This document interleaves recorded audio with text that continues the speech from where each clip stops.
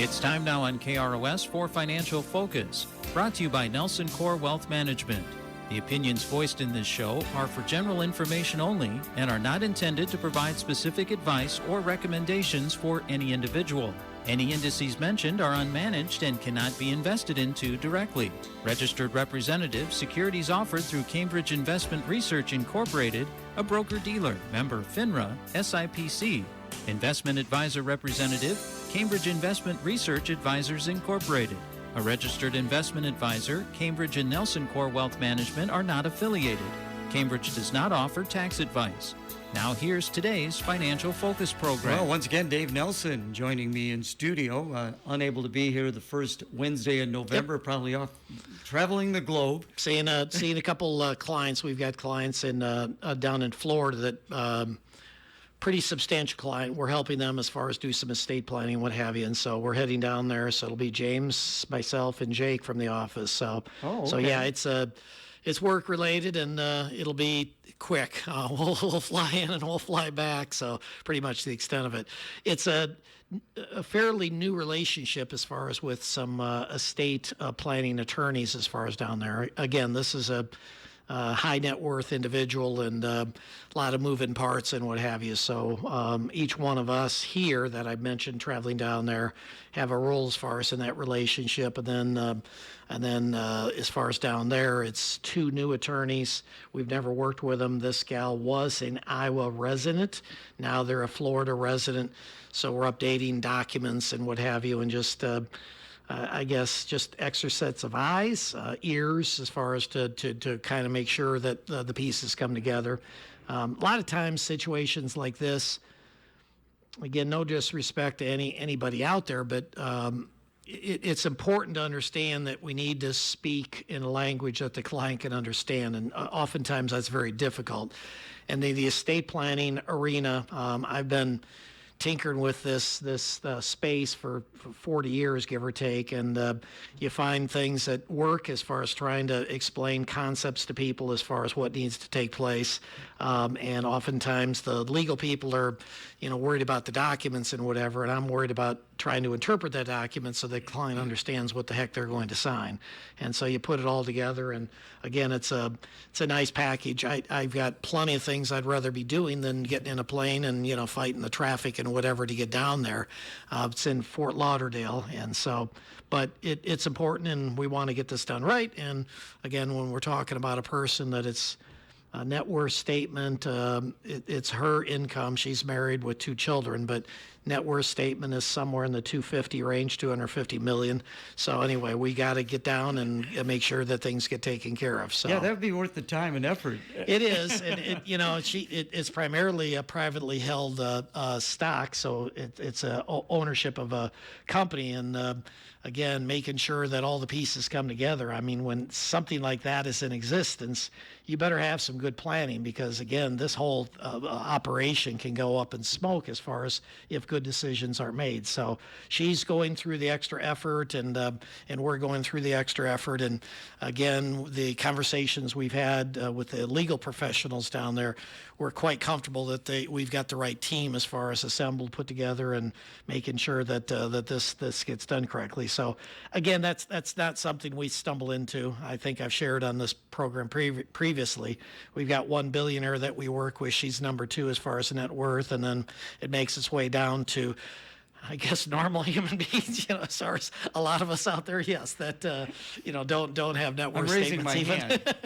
Don't have net worth statements like that. So, and most people, again, it's a small group of people, and we want to make sure that it gets done. So good to have them on board, no doubt about that. Visiting with Dave Nelson. Now, you're going to be going down with a couple others. Yep. Is this typical, or do you generally kind of handle things yourself most of the time? So in a normal type situation, again, and I define normal probably in our office, a normal is going to be average, I guess, is probably a better way of wording this. Probably somewhere in the neighborhood of a couple mil as far as net worth, home, liquid assets, et cetera, et cetera. So with that, typically it's going to be 1 or 2 people that are going to be involved as far as in that relationship. And if and when there has to be a face-to-face and they're not in this immediate area, it would normally be one individual that's going there. This particular situation, there's just so much follow-up. I mean, we've basically kind of created what would be defined as a family office, so there's a lot of people involved. There's 4 people that are assigned to this particular individual here, one of which can't make the trip, but the other 3 of us will. So, but yeah, that's not normal. Normally would be a situation where it's one individual. We've got clients, I don't know exactly, it changes, people move here and there, but we're in the neighborhood of, I think, 43 states, I think, that we're licensed in and have clients in. As far as the accounting side, I think it's even higher than that as far as doing tax returns for people pretty much throughout the country.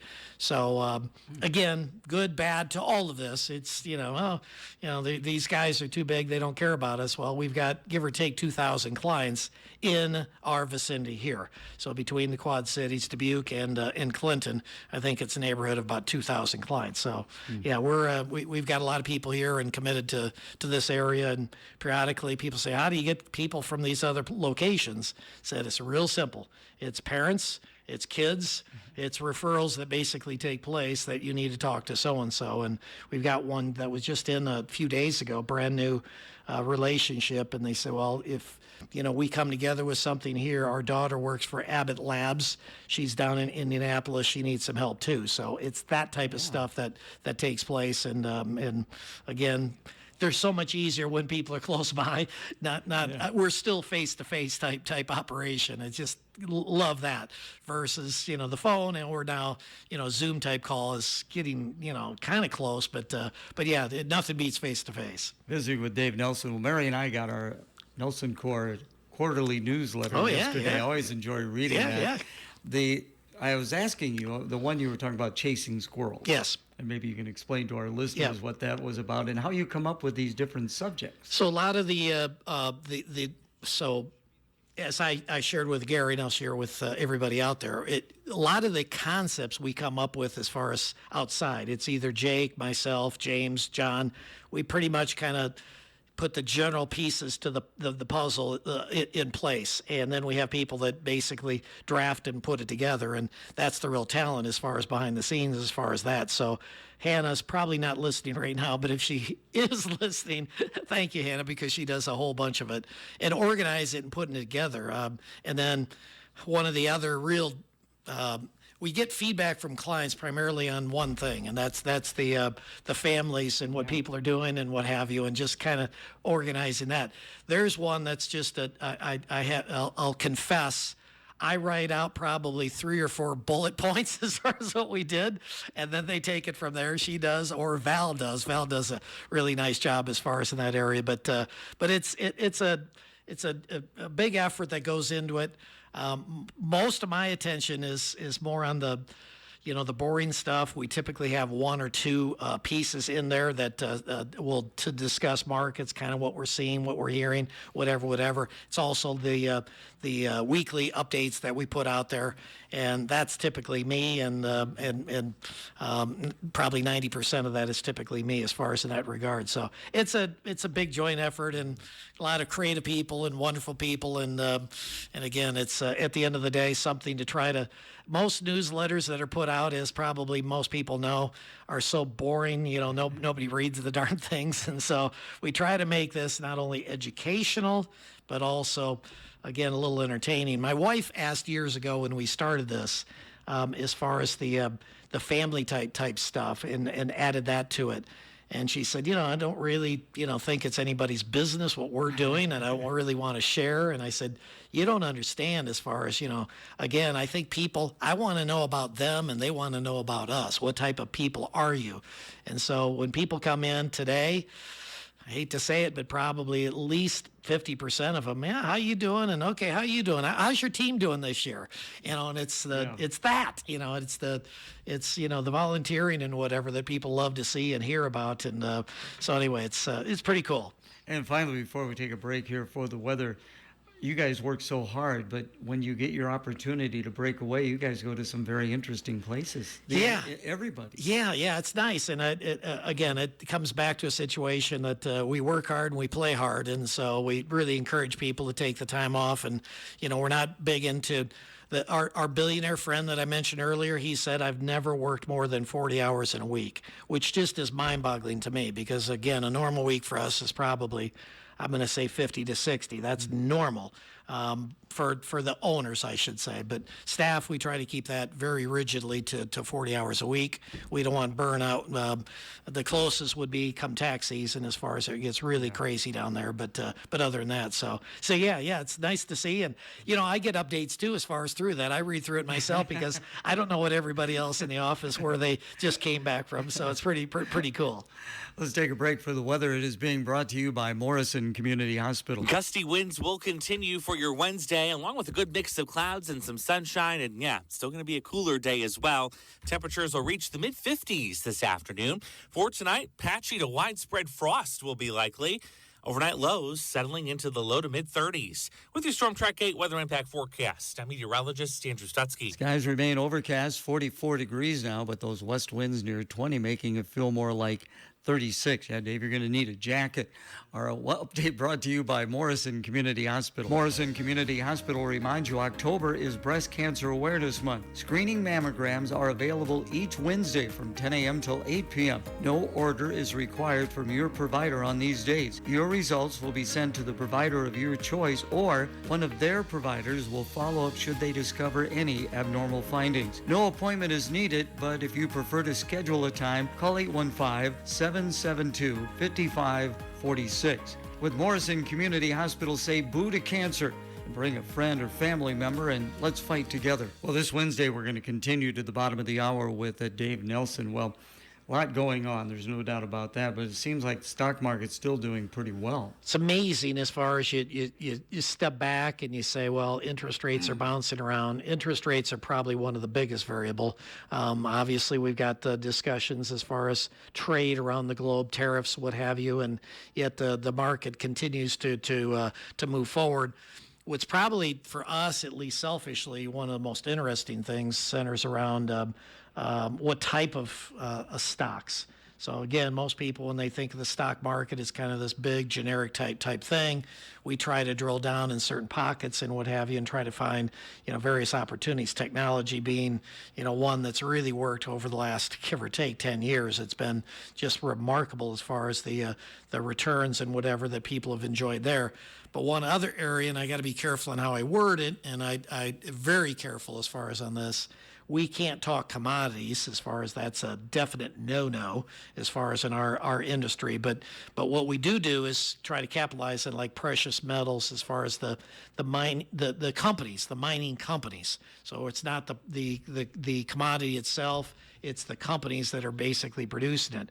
And that's been a really favorable position over the last probably year and a half, and we've done really, really well. Clients have enjoyed some pretty remarkable returns as far as from that particular space. But what's been interesting, again, just the last 2-3 days, is that there's been massive moves as far as on the downside. And is it to the end? We don't know exactly, but bottom line, it's probably getting a little stretched as far as in that space. So again, when we think about investing, there's so many variables that come into it. Interest rates being very important, profits as far as from the companies, but don't forget about the almighty dollar. And so when the dollar's strong, historically, that's good as far as investing in the States. If the dollar is weaker, which it basically has come down quite a bit. Again, define quite a bit. It's pretty significant when you look at historical levels as far as for the dollar.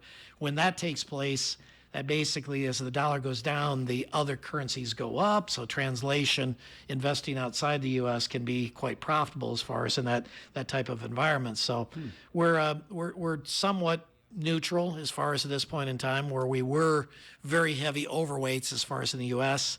Today, it's not as dramatic as it was, but still, U.S. is not going anywhere. It's still, if you had to one place to invest, that would be it. But if you look at emerging markets as a whole, they've done really well. You look at Europe, it's done really well. Canada, as far as their stock markets, outperform the U.S. by a pretty good margin.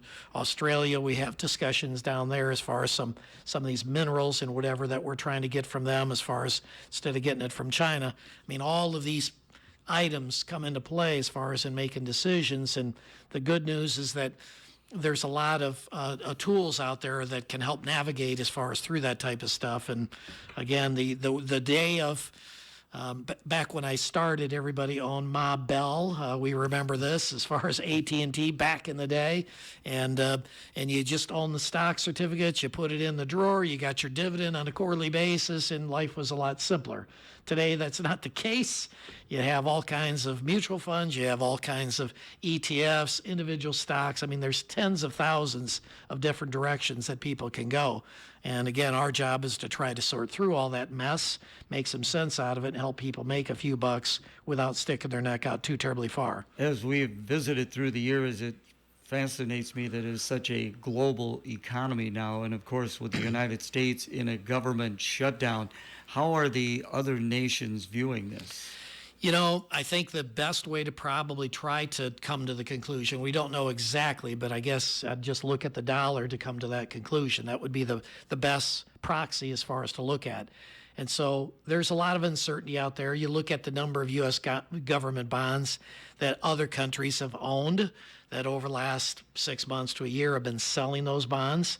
Again, that's putting pressure on interest rates, which is a fancy way of saying as there's more sellers than buyers, you have to up the interest rate in order to attract buyers. Translation, that means the government debt becomes a bigger and bigger and bigger problem.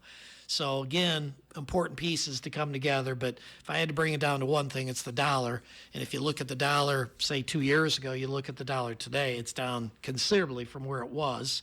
And if you look at the bond holders, as far as of our U.S. government debt, the different makeup of that today is quite remarkable.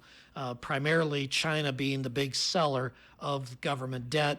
They've diversified their holdings as far as the money that their investments, I guess you would call it, and they've gone into commodities in a big way as far as that, and more specifically into these commodities that have value, that historically have been around. Sorry, folks, I can't say the Be word, careful. but You yes, be careful. yeah. So it's in that space. So You look good in stripes. yes, I want the right type of stripes on. Yes, exactly. There you go. Yes. So we're not going to have you back in until December 3rd. So, I mean, it's going to be a month and a half. So what do you see happening at all? Take a look into that. It's a tough one. I still think the strength of the market as far as the general direction is still probably trending slightly higher. So if I had to say get in or get out, it would be probably just stay the course. I don't think there's a strong argument either way. Getting through October, again, most people think of October as being the worst month for the market. Reality is it's September and then October. So if we get through this month, that's generally a pretty good sign. We said coming into this thing that it's going to get bumpier, and certainly has. But again, the general direction is still up. Be careful. I guess my again, several of my clients, they've kind of coined the term, last name being Nelson, they say Nervous Nelly. How's Nervous Nelly doing today? How's Negative Nelly doing today? And my response is always the same. I'm not paid to tell you what can go right. I'm paid to tell you what can go wrong, because the people we typically work with are older folks or, again, define that. People that are close to retirement or in retirement is a very typical client that we work with. And with those individuals, there's very few, maybe 3 to 5 clients that we work with that have an extra $1 million, $2 million, $10 million sitting around that they don't need, or the possibility of needing that is about zero. Most individuals are going to need the cash flow from that money. And when you stop and think about it, and again, I know I've brought this up numerous times before, but it's coming up more and more when I'm talking to clients, and that is a 50% drop, which people don't think happens, and it does. Between 2000 and 2002, we had a 47% drop as far as in the S&P 500. And again, round it to 50 for simple math. Fast forward to 07 through March 9th of 09, it was a 58% drop. So these drops are real, they happen. And again, if a person is fully exposed to the market during those periods of time and you're in retirement, oh, and by the way, you're drawing an income, you're cooked. You are cooked. There is no way you're recovering from that. The market cannot basically withstand that type of blow and have you come back. And to illustrate it, here it is. Here's the conclusion of this. Learned it from the greatest money manager of all time. He works for a big organization out in Boston. And the bottom line is this individual said, everybody needs this test. And that is, the test is you take a block of money. Let's pretend for a minute that it's $100,000. You're up 50% the first year. So now that 100 looks like 150,000. Fantastic. I'm excited. This is great. And then the next year it drops 50%. Where are you? Well, it sounds like you're whole, but you're not. You're at 75,000. So you lost 25% of your money.